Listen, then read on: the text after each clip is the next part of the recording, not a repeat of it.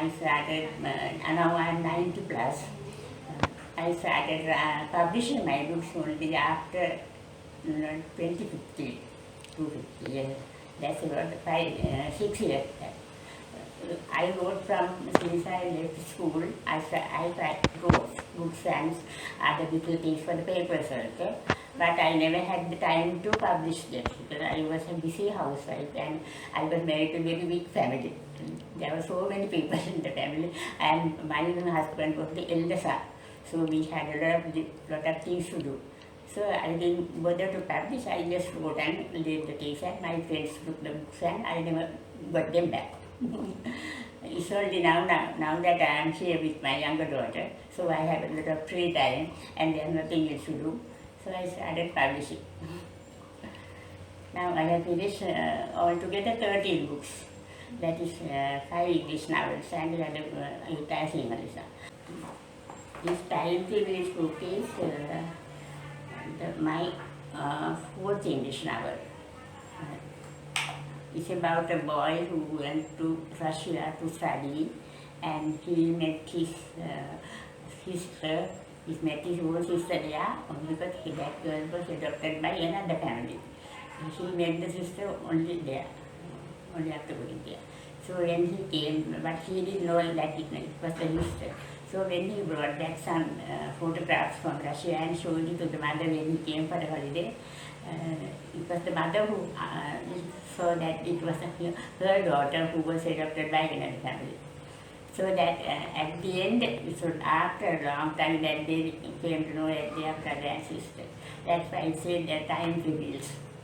It took such a long time to find their own brother and sister. Then we were at the hotel on 26th morning. Some of us wanted to go for an elephant ride. Amrita said, I am always afraid of elephants and did not want to go. They needed 6 people to arrange a ride, and my friends joined me.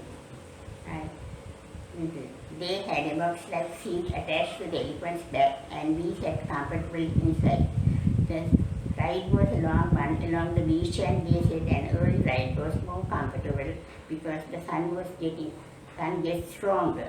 We started at about 7 a.m. and we were riding for about half an hour. About 3 or 4 elephants were going along the same way. Suddenly the elephants became restless, trumpeting, raising their trunks. Then we were frightened. We also started shouting, and the mahouts got angry and asked, keep quiet if we want to be safe. Then we heard a big noise from the beach side. No one could think what that noise was. It was something we have never heard, and we saw people running here and there and panicked. Instead of going along the beach, the elephants started going up to the highland ground on the other side. That side opposite the beach was hilly and higher, and beyond the land rose up the mountain. The elephants started running towards that.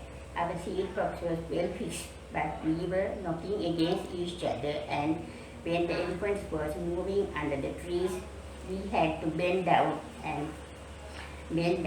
as low as possible because the lower branches of the trees could have injured us. Then we heard the sound of the sea waves, and it was running over the beach towards the higher ground. We wouldn't stay in the box because the elephant was creeping under the big trees, and their lower branches could have knocked us and smashed our heads. The elephants couldn't think of the people on their backs.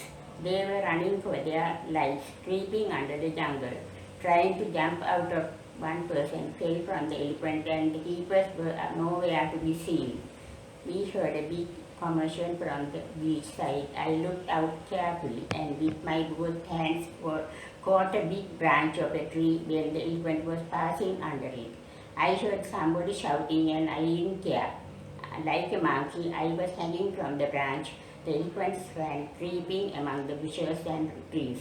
I am sure the people who were sitting inside the box were either injured or must have fallen from the elephant's back. Then I jumped onto the branch and climbed to the big trees, expecting to be safe and safe there, because I heard the sea waves running crashing onto the land, covering everything. I was sure the waves couldn't reach up to the hillock under the whole, unless the whole island was going to be submerged. I climbed up to the top of the tree and looked round. I saw the first huge wave receding back with the same speed, carrying down everything that was movable. Then I thought I was safe and was thinking, luckily I did not bring my family. I was sure they were safe at the hotel because that place was away from the beach. Then I saw some people running up to the higher ground below, and a few minutes later another big wave came and went back crashing down even the temporary buildings in the park that was put up for the carnival. Then I began to feel giddy and I heard a tremor underground and saw some big trees around me falling over each other. The tree onto which I was hanging began to sway slowly and was bending down. I closed my eyes and a blackout came over me.